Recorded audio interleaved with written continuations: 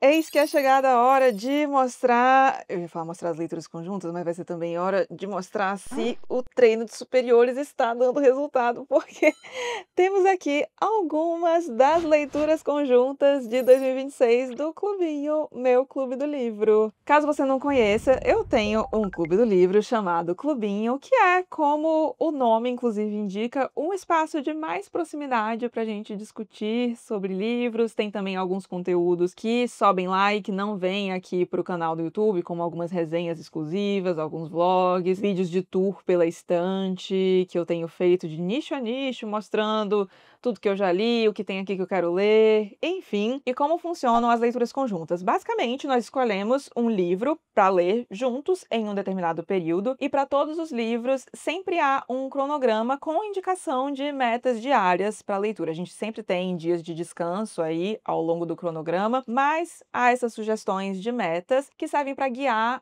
as discussões diárias que nós temos no grupo do Telegram. Então, toda leitura conjunta tem seu grupo lá para a discussão ficar separadinha, e essas discussões diárias são feitas com base no cronograma que eu libero para vocês. Caso você não queira seguir o cronograma, queira ler no seu tempo, não tem problema nenhum, fica a seu critério. E ao longo da leitura conjunta, eu sempre solto alguns vídeos comentando o que a gente leu, discutindo de forma mais aprofundada, e ao fim de toda a leitura, a gente tem uma live que acontece no Google Meet. E nessa live você, se você quiser, você pode abrir sua câmera, pode falar. E eu amo que a galera faz isso mesmo. Tem alguns que são mais tímidos e aí não impede a participação, tá? Vocês podem participar pelo chat, eu tô sempre de olho ali no chat, mas eu confesso que as lives são sempre um momento pelo qual eu anseio muito, porque é muito maravilhoso discutir livros com outros apaixonados sobre livros. Os livros sempre crescem muito depois da live, e é um espaço onde a gente consegue interagir melhor, porque aqui no YouTube vocês me veem, mas eu não tô vendo vocês, né, então é muito legal pra mim também ter esse contato com vocês. E eu fiz questão que fosse algo no Google Meet mesmo, porque justamente eu não queria ficar ali aparecendo, falando sozinha, então gosto muito da dinâmica que a gente tem nas lives e a galera que participa do clubinho também. Mas o foco hoje é leitura conjunta. Vou mostrar então as leituras conjuntas que foram escolhidas para 2026 pelos membros do próprio clubinho. Gente, o clubinho, aliás, está fazendo 5 anos. Sério, eu me dei conta disso e eu fiquei, meu Deus, que loucura! O que significa que, ao fim de 2026, mais de 60 livros terão sido. Jesus, eu não tinha me dado conta disso. É porque são 12 meses e a gente lê pelo menos 12 livros no ano, se eu não me engano. Que vira e mexe tem leitura paralela, a gente já vai falar sobre isso, mas é algo próximo disso. É isso, gente. Que loucura como o tempo passa. E eu ia começar a fazer um discursinho aqui, mas não. Vamos logo mostrar o que o povo quer ver, que são as leituras conjuntas. E aí, ao fim do vídeo, eu vou explicar direitinho como você faz para participar, caso você tenha interesse. Pois bem, sem mais delongas, vamos lá. Para janeiro, teremos 2 leituras, na verdade. Uma delas se desdobrará entre janeiro e fevereiro e a outra apenas em janeiro, e comecemos pela só de janeiro, que será uma releitura para mim, releitura deste livro maravilhoso que é O Morro dos Ventos Uivantes, de Emily Brontë. Eu amo este livro, é um dos meus grandes favoritos da vida. Jovem senhora que sou, é muito difícil algo me deixar acordada até tarde, porque geralmente, inclusive eu tô gravando este vídeo quase 8 horas da noite, confesso que o sono já está batendo, mas geralmente é isso, 8 horas, 9 horas, 9h30 no máximo eu gosto de estar na minha cama já dormindo, mas eu lembro que ao ler isso aqui, minha gente, eu não consegui parar. Eu lembro de ter terminado este livro numa madrugada, inclusive, porque eu não conseguia parar de ler.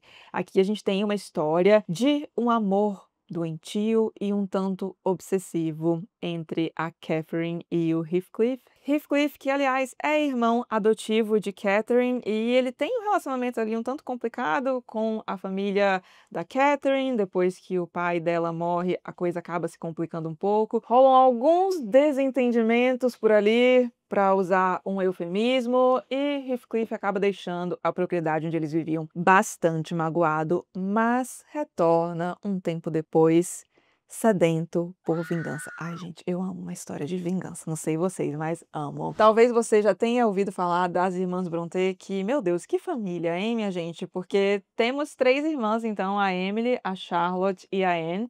E eu já li os principais livros de todas elas. A Emily, infelizmente, só nos deixou O Morro dos Ventos Vivantes. Da Anne, nós temos inclusive resenha aqui sobre o maravilhoso A Inquilina de Wildfell Hall.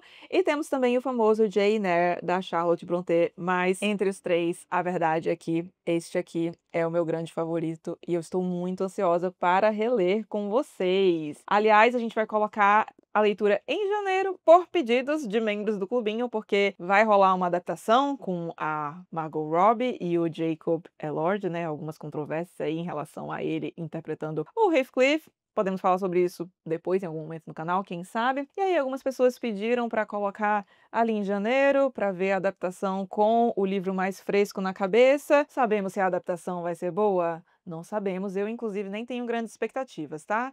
Mas vou ver, e aí o bom vai ser que a adaptação tá fresca e qualquer coisa poderemos falar mal com muita propriedade. Mas então, em janeiro, temos Emily Brontë no clubinho e temos também o calhamaço do começo do ano. Geralmente nós abrimos o ano no clubinho com um calhamaço e em 2026 não será diferente. Temos As Benevolentes, de Jonathan Little, que quase entrou na lista do ano passado, mas já tinha o calhamaço, e que calhamaço do ano, que foi Guerra e Paz, então acabou ficando para este ano. E eu estou muito feliz em finalmente ler este livro, porque aqui, inclusive falei de Guerra e Paz, né? Presta atenção. Considerado pela crítica como um novo Guerra e Paz, chamado também de futuro clássico da literatura, As Benevolentes tornou-se, na França, um fenômeno de vendas. Neste livro profundo e arrebatador, os horrores da Segunda Guerra Mundial são recontados do ponto de vista do carrasco. Estas são as memórias de Maximilien Aue, jovem alemão de origem francesa que, como oficial nazista, participa de momentos sombrios da recente história mundial. A execução de judeus, as batalhas no fronte de Stalingrado, a organização dos campos de concentração, até a derrocada final da Alemanha. Algo que me intriga muito em relação a este livro é o fato de a gente ter esse narrador muito controverso aqui, né? Controverso aqui também, de novo, talvez usando um baita de um eufemismo. E eu queria ver como é que esse livro se desdobra. Eu acho curioso quando o narrador faz, perdão, o autor faz essas escolhas de narradores um pouco inusitados, controversos, difíceis de gerar uma certa empatia, conexão com o personagem. Mas aqui eu já tô fazendo suposições, né? Porque vamos ver o que que o Jonathan Little consegue fazer aqui. Será que vai ser difícil mesmo criar empatia? Não sabemos. Eu sei que o passado desse personagem parece ser um tanto quanto complicado, então tem toda uma contextualização aqui, a qual nós não temos acesso na sinopse. Fato é, não vejo a hora de ler este livro. Finalmente vai ser leitura conjunta. Feliz demais de ler em boníssima companhia. Eu tinha colocado aqui no meu colo, mas não acabou ainda. Essa leitura se desdobrará ao longo dos meses de janeiro e fevereiro. E aí, ai, Paloma, meu Deus, eu preciso pagar por uma leitura a mais? Não. Estando no clubinho dos meses de janeiro e fevereiro, você terá acesso ao material dessa leitura aqui e também a de O Morro dos Ventos Vivantes, e vai funcionar assim para todas as leituras paralelas, tá? Leitura paralela, leitura paralela é como a gente chama esse tipo de leitura do clubinho, em que há mais de um livro sendo lido ao mesmo tempo. Um bando de piriguetes literárias, não é?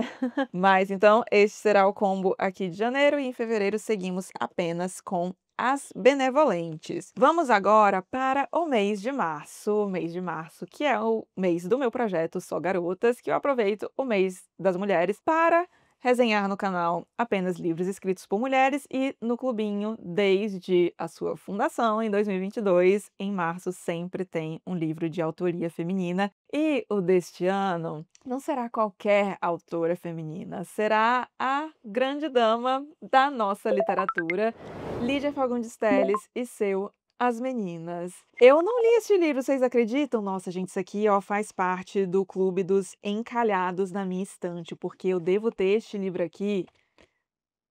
Deve fazer o quê? Ai, Jesus, não gosto nem de falar, mas eu comprei quando eu estava no começo da faculdade. Eu entrei na faculdade em 2015. Jesus, faz 10 anos, né? Ai. Enfim, Faz muito tempo que este livro está aqui e finalmente será lido. Eu já conheço bastante a obra de Dona Lígia. Confesso que a Lígia contista me agrada mais que a Lígia romancista, mas isso aqui sei que é a grande obra dela, né? Enfim, a mais conhecida, acredito eu. Já ouvi falar muito bem. Sei que é uma obra bastante corajosa, pelo que ela denuncia aqui em plena ditadura militar, quando este livro foi publicado. E não vejo a hora de conhecer a história destas 3 jovens, a sensível Lorena, descendente de bandeirantes, que namora um homem casado, mas permanece virgem, a aguerrida Lia, filha de baiana com alemão e milita na luta contra a ditadura, e a tresloucada Ana Clara, que oscila entre o desejo de ascensão social, via casamento burguês, e o paraíso artificial das drogas. Em março, as meninas de Lígia Fagundes Telles no clubinho. Agora tenho de recorrer à minha colinha aqui, porque ainda não estou suficientemente familiarizada com a lista das leituras. Ah, sim, em abril nós temos então Pais e Filhos de Ivan Turgenev, que também será releitura para mim, e eu não acredito que o povo do clubinho vai me fazer passar a raiva que eu passei com Bazarov de novo. Bazarov é um personagem detestável e um dos protagonistas de Pais e Filhos, de Ivan Turgenev, um dos meus autores russos favoritos. Aqui no canal a gente já tem bastante resenha da obra dele, inclusive de Pais e Filhos. O link vai estar aqui para vocês e eu vou deixar uma playlist também linkada aqui na descrição, onde nós temos resenhas de obras do Turgenev. E das obras do Turgenev, Pais e Filhos, para mim, só perde pra Memórias de um Caçador. Memórias de um Caçador, para mim, nossa, é Turgenev no auge, mas entendo muito o fato de Pais e Filhos ser tida, aliás, como a grande obra do Turgenev, porque o que ele faz ali é bastante impressionante. Então essa coisa de Pais e Filhos já traz esse tom geracional que há muito no livro. Então o Turgenev pega um contexto histórico bastante interessante, um contexto de muitas mudanças sociais na Rússia, e coloca um pouco o choque de gerações que há ali, principalmente através dessa figura do Bazarov, que é um personagem um tanto quanto complicado, que gosta de bater de frente em relação a algumas ideias. E 2 pontos me impressionam muito neste livro. O primeiro é como o Turgenev consegue ler muito bem o cenário social e fazer algumas projeções que acabam se revelando verdadeiras depois na história com H maiúsculo, e também o papel do amor nesse livro. Ai, parece cafona, né? Ai, mas amor é cafona, né, gente? Fazer o quê? E o amor tem um papel bastante interessante neste livro. Então a gente tem resenha para o livro aqui. Se você quiser saber um pouco mais, fique à vontade para checar aqui os cards ou a descrição do vídeo. E se tem vontade de ler Turgenev, não deixe de vir com a gente em abril para ler Pais e Filhos. E eu não tenho exemplar aqui, porque eu li num exemplar da biblioteca da minha faculdade e eu percebi que eu não comprei um para minha estante, então teremos que ir atrás disso. Recorrendo à minha colinha novamente, gente, isso aqui é uma mantinha, tá? Que tá meio friozinho hoje, delícia. Nossa, frio em pleno novembro. Ai, fui eu que pedi. Vamos lá então para maio, um outro livro que eu não tenho, mas em breve aparece aqui na estante, que é O Léxico Familiar, de Natalia Ginzburg. Neste ano, eu entrei em contato com a Ginzburg pela primeira vez através do incrível As Pequenas Virtudes, e podem esperar que quando sair o vídeo de melhores leituras de 2026, As Pequenas Virtudes definitivamente estará lá, porque foi dos livros que mais me tocou neste ano, disparado. Já falei um monte dele, panfletei loucamente, preguei a palavra. Eu fiquei encantada com a Ginzburg. Agora eu estou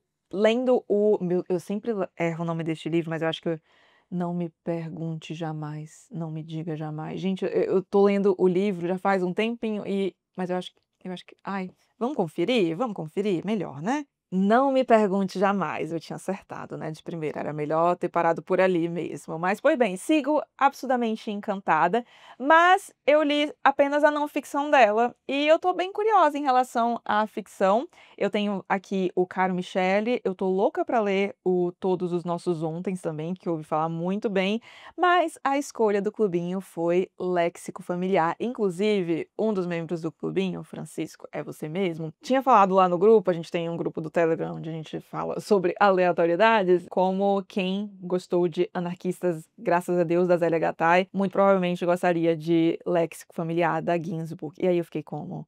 Porque quem conhece este canal sabe que vira e mexe eu falo de Anarquistas, graças a Deus, porque é um dos meus livros favoritos. Então essa analogia, olha, se Léxico Familiar não fosse um dos escolhidos na votação, a gente escolhe os livros através de votação, talvez eu desse uma carteirada e falasse: "Não, gente, a gente vai ler este livro sim, porque, af". E sobre léxico familiar, temos o seguinte: neste livro, lugares, fatos e pessoas são reais. Não inventei nada. Escreve Natalia Ginzburg sobre sua obra mais célebre. Nos anos 1930, como consequência da criação de leis raciais na Europa, inúmeras famílias foram obrigadas a deixar seu lar, tornando-se apátridas ou sendo destroçadas pela guerra que se seguiu. É nesse cenário que se inscrevem as memórias de Ginsburg. Nelas, o vocabulário afetivo de um clã de judeus antifascistas se contrapõe a um mundo sombrio, atravessado pelo autoritarismo. Em junho e julho temos mais um calhamaço. Sim, a galera do clubinho se empolgou nos calhamaços para 2026, pediram mais calhamaços.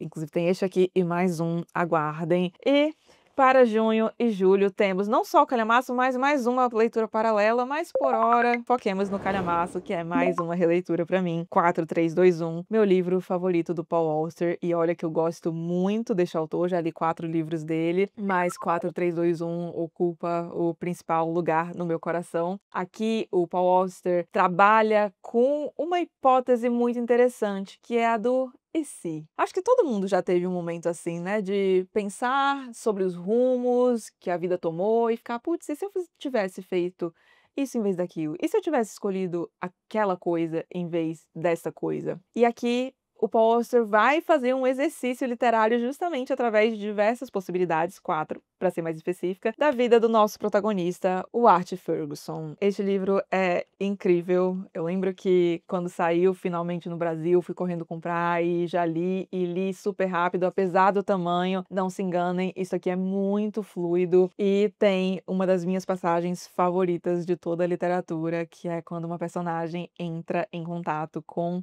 Felicidade Conjugal, que é a minha novela favorita do meu autor favorito, Lev Tolstói. Inclusive temos resenha aqui, vou deixar para vocês. Ai, tô muito feliz que a gente vai ler isso aqui e que mais pessoas vão conhecer esta obra incrível de um autor que eu sinto que por aqui deveria ser mais lido. Conheçam Paul Auster.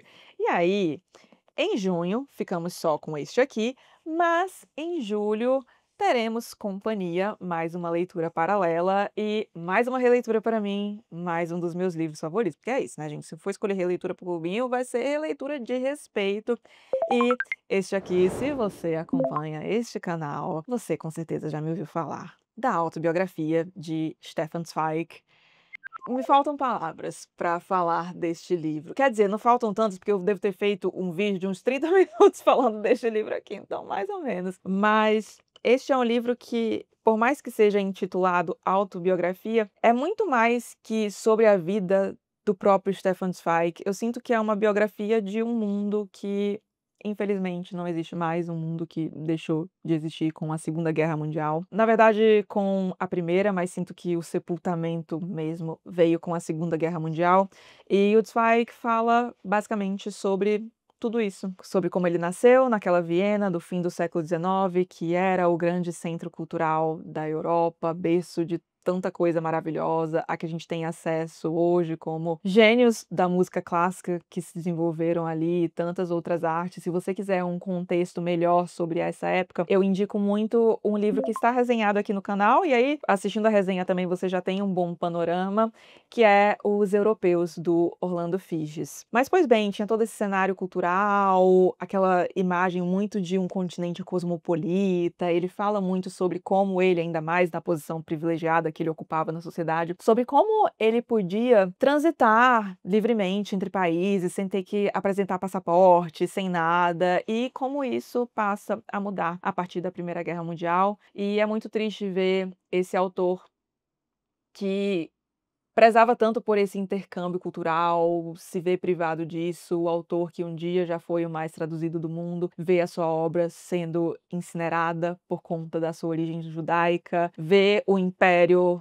no qual ele nasceu ser simplesmente apagado do mapa, e como tudo isso tem um impacto muito significativo na vida dele, ao ponto de ele simplesmente perder a vontade de viver. O Stefan Zweig, infelizmente, veio a tirar sua própria vida, tirou a sua própria vida aqui no Brasil, inclusive, onde ele havia buscado exílio, mas vendo os rumos da guerra, ele sentiu que não valia mais a pena estar por aqui, infelizmente. Mas nos deixou este livro maravilhoso aqui. Eu acho que eu nunca vi ninguém falar mal deste livro. Assim, a galera que eu sei que leu por minha indicação sempre vem falar comigo e: "Paloma, pelo amor de Deus, muito obrigada, eu amei este livro, não sei o quê". E é isso, eu acho que é um livro muito sem erro, um relato histórico muito impressionante, sensível, maravilhoso. Feliz demais de trazer isso aqui para o clubinho e que a galera engajou tanto na votação deste aqui, porque foi um dos livros mais votados por vocês. Para agosto, teremos mais uma releitura para mim, uma releitura que, olha, estava em tempo já, porque faz muito tempo que eu li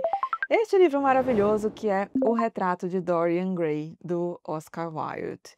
O Retrato de Dorian Gray, publicado em 1891, é um anúncio do século XX e da modernidade pelo qual Oscar Wilde pagou um preço caro. Além de sofrer censura, viu sua obra-prima usada como prova contra si no processo de flagrante indecência que o levou à prisão. Basicamente, este livro aqui foi utilizado para justificar tendências homossexuais do Oscar Wilde e, bom, livro publicado em 1891, né? Imagine como isso era recebido à época. E, basicamente, o que aconteceu com este livro é que a gente tem algumas versões. Esta edição aqui da Biblioteca Azul, que é a edição que eu indico, tá? Aliás, todas as edições que eu estou mostrando aqui e as que vão aparecer em fotinho aqui, que, bom, não tenho para segurar ainda na estande, são as edições recomendadas e eu recomendo esta aqui, publicada pela Biblioteca Azul, porque esta é a edição baseada no manuscrito do Oscar Wilde, porque nós temos, se não me engano, qualquer coisa vocês me corrijam aqui nos comentários, nós temos 3 edições diferentes para esta obra. Uma,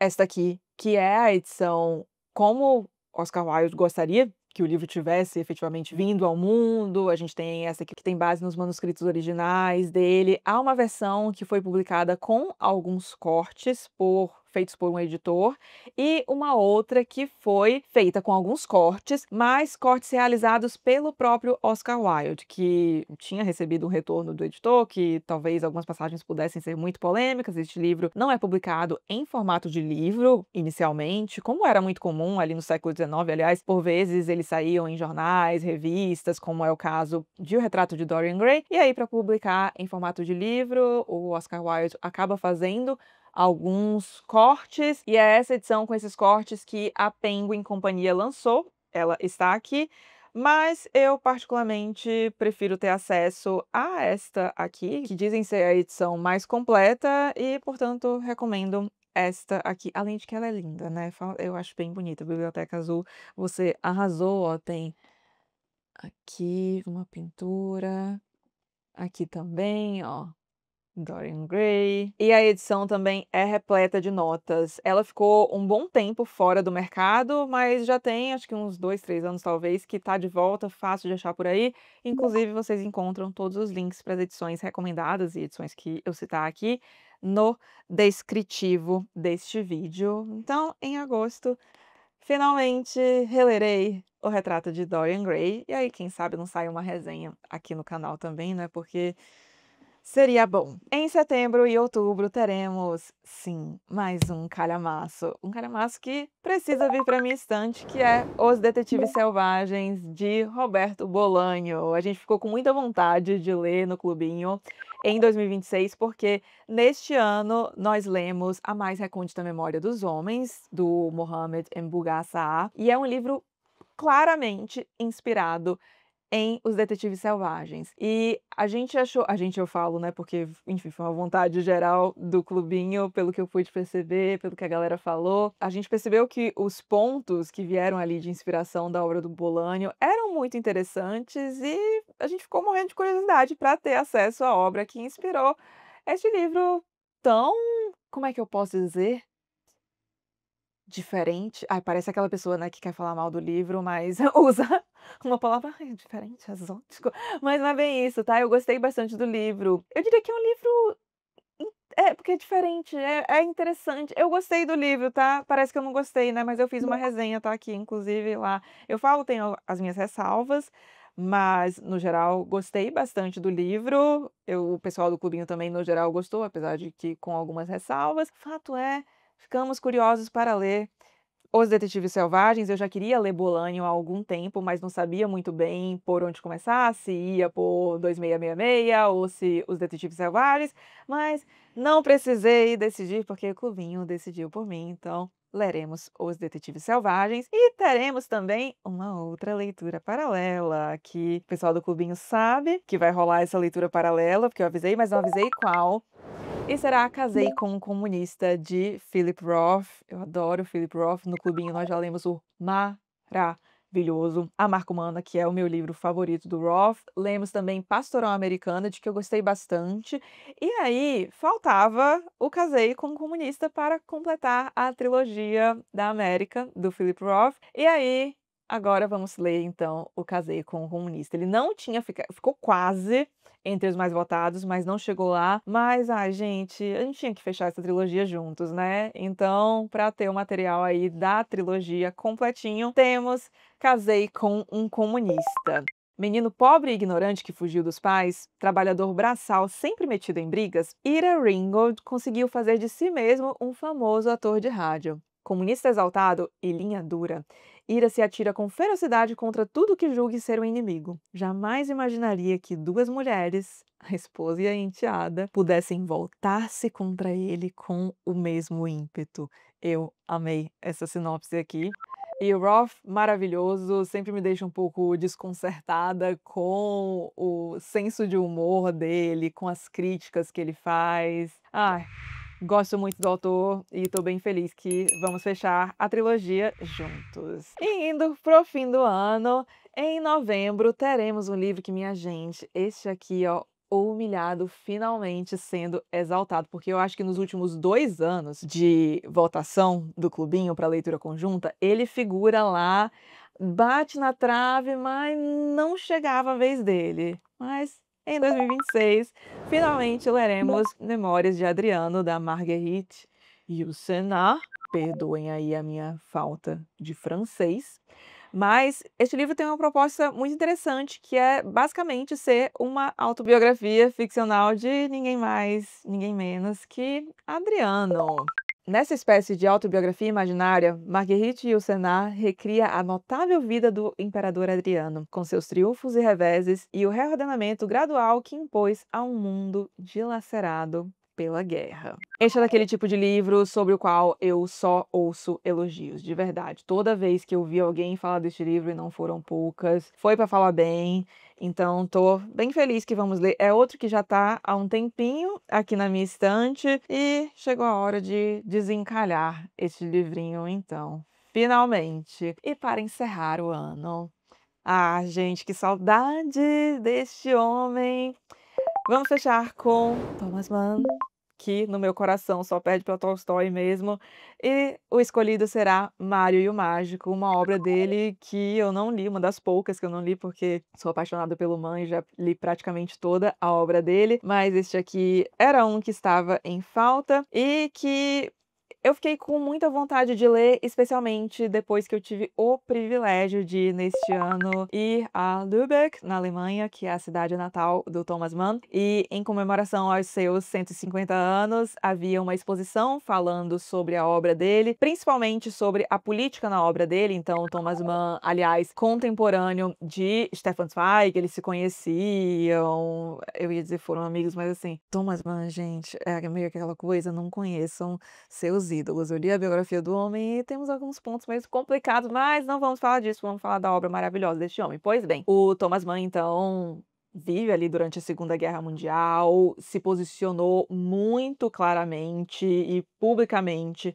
contra o nazismo, e esse posicionamento dele transparece muito ao longo de sua obra. A gente pode ressaltar aqui Doutor Fausto, por exemplo, que tem resenha aqui no Clubinho e material da leitura conjunta que eu fiz há um tempão aqui no canal. Quem sabe um dia não rola uma segunda leitura conjunta, porque, bom, já li mais coisas do Mann, sei mais sobre a obra, então quem sabe não consigo acrescentar mais numa releitura. Mas nós vemos também esses reflexos aqui em Mário e o Mágico. Eu vi um pouco sobre isso lá na exposição, e se eu já tinha vontade de ler este livro depois da exposição, então fiquei muito empolgada.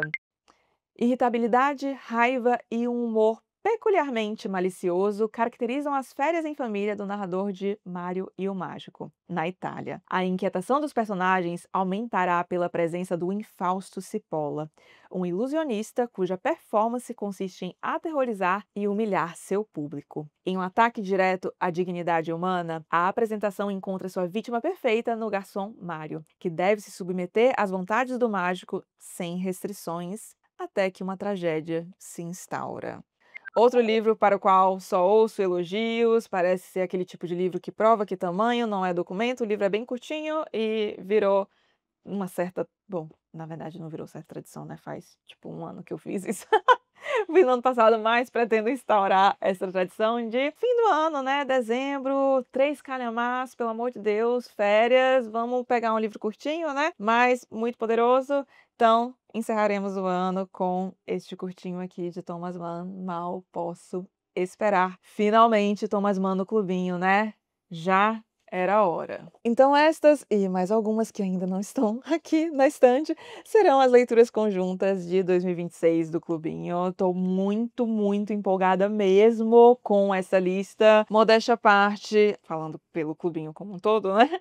Acredito que esta foi uma das minhas listas favoritas destes 5 anos. Gostei muito mesmo, estou empolgadíssima. E como é que você faz, então, para participar, caso você tenha interesse? No Clubinho nós temos 2 planos diferentes, há o plano Tolstói e o plano Dostoiévski, e ambos na versão mensal e anual. A anual, então, você contrata o ano, pode entrar em janeiro e fica até janeiro do ano seguinte. E para a versão anual de ambos os planos, há um desconto porque, né, vocês estão escolhendo ficar com a gente até o fim do ano. No plano Tolstói, você tem acesso a absolutamente todo o material que já foi publicado no Clubinho, então o histórico aí de 4 anos de leituras conjuntas e vídeos que também não vêm aqui para o canal, como eu disse, então algumas resenhas, o tour pela estante que tá rolando e só vai ficar por lá mesmo. Enfim, todo mês sai um vídeo extra pro pessoal que participa do Clubinho, inclusive o último foi um vlog do dia que eu passei lá em Lübeck, visitando a casa do Thomas Mann, a exposição, etc. Um dos dias mais felizes da minha vida, fiquei muito feliz de ter conseguido registrar para vocês. E o plano Dostoiévski dá acesso somente ao material da leitura conjunta do mês